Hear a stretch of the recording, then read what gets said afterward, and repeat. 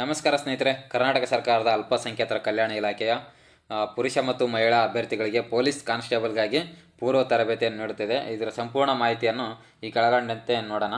ಏನಪ್ಪ ಅಂತಂದರೆ ವಿಷಯ, ಅಲ್ಪಸಂಖ್ಯಾತರ ಕಲ್ಯಾಣ ಇಲಾಖೆಯಲ್ಲಿ 2025-26ನೇ ಸಾಲಿನ ಅಲ್ಪಸಂಖ್ಯಾತ ಕಲ್ಯಾಣ ಇಲಾಖೆಯ ವತಿಯಿಂದ ಪೊಲೀಸ್ ಕಾನ್ಸ್ಟೇಬಲ್ PC ಪುರುಷ ಮತ್ತು ಮಹಿಳಾ ಅಭ್ಯರ್ಥಿಗಳಿಗೆ ನೇಮಕಾತಿ ಪೂರ್ವ ತರಬೇತಿಯನ್ನು ಕಲಬುರಗಿ, ಬೆಂಗಳೂರು, ಮೈಸೂರು ಮತ್ತು ಬೆಳಗಾವಿ ವಿಭಾಗಗಳಲ್ಲಿ ಪ್ರತಿಷ್ಠಿತ ಸಂಸ್ಥೆಯ ಮೂಲಕ ಪ್ರಾರಂಭಿಸಲಾಗುತ್ತಿದ್ದು, ಸದರಿ ಅಭ್ಯರ್ಥಿಗೆ ಅರ್ಹ ಅಭ್ಯರ್ಥಿಗಳನ್ನು ಆಯ್ಕೆ ಮಾಡುವ ಸಂಬಂಧ ದಾಖಲೆಗಳ ಪರಿಶೀಲನೆ ಹಾಗೂ ದೈಹಿಕ ಸಾಮರ್ಥ್ಯ, ಎತ್ತರ ಮತ್ತು ತೂಕ ಪರೀಕ್ಷೆಯನ್ನು ದಿನಾಂಕ 16/3/2026ರಿಂದ 17/3/2026ರವರೆಗೆ ಬೆಳಗ್ಗೆ 9:30 ಗಂಟೆಗೆ ಈ ಕೆಳಗಂಡಂಥ ಸ್ಥಳಗಳಲ್ಲಿ ನಡೆಯಲಿದ್ದು, ಅಭ್ಯರ್ಥಿಗಳು ಆಯ್ಕೆ ಪ್ರಕ್ರಿಯೆ ಸಂದರ್ಭದಲ್ಲಿ ಕಡ್ಡಾಯವಾಗಿ ಹಾಜರಿದ್ದು ಅಗತ್ಯ ದಾಖಲೆಗಳನ್ನು ಸಲ್ಲಿಸಬೇಕಾಗಿ ಈ ಮೂಲಕ ಸೂಚಿಸಿದೆ ಅಂತಲೇ ಹೇಳ್ಬೋದು.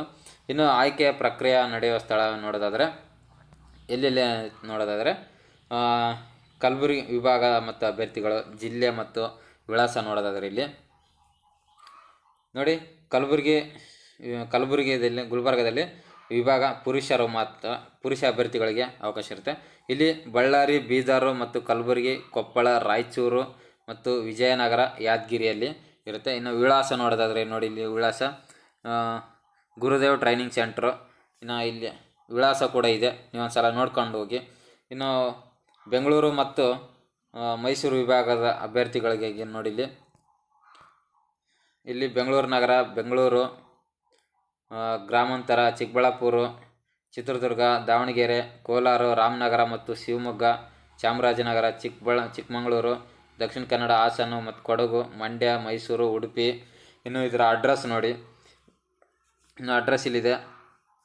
ಇನ್ನು ಬೆಳಗಾವಿ ವಿಭಾಗದ ಪುರುಷರನ್ನು ನೋಡಿ, ಇನ್ನು ಬಾಗಲಕೋಟೆ, ಗದಗ, ಧಾರವಾಡ, ಹಾವೇರಿ, ಉತ್ತರ ಕನ್ನಡ, ವಿಜಯಪುರ. ಇನ್ನು ಇಲ್ಲಿ ಮತ್ತು ಇನ್ನು ಅಡ್ರೆಸ್ ಇದೆ.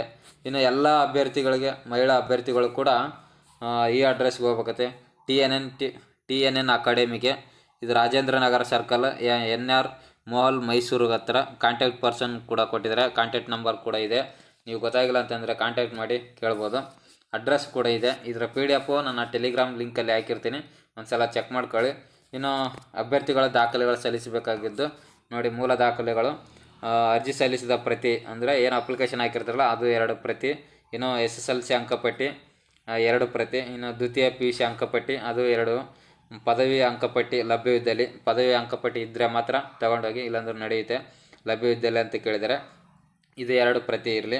ಇನ್ನು ಆಧಾರ್ ಕಾರ್ಡು 2 ಪ್ರತಿಗಳು, ಜಾತಿ ಆದಾಯ ಪ್ರಮಾಣ ಪತ್ರಗಳು 2 ಪ್ರತಿಗಳು. ಇನ್ನು ಪಾಸ್ಪೋರ್ಟ್ ಅಳತೆ ಭಾವಚಿತ್ರಗಳು 3 ಬೇಕಂತ ಹೇಳಿದ್ದಾರೆ.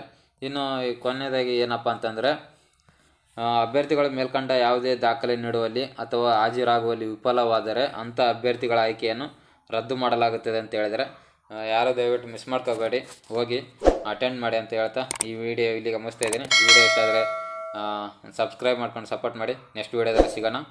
Thank you. All the best.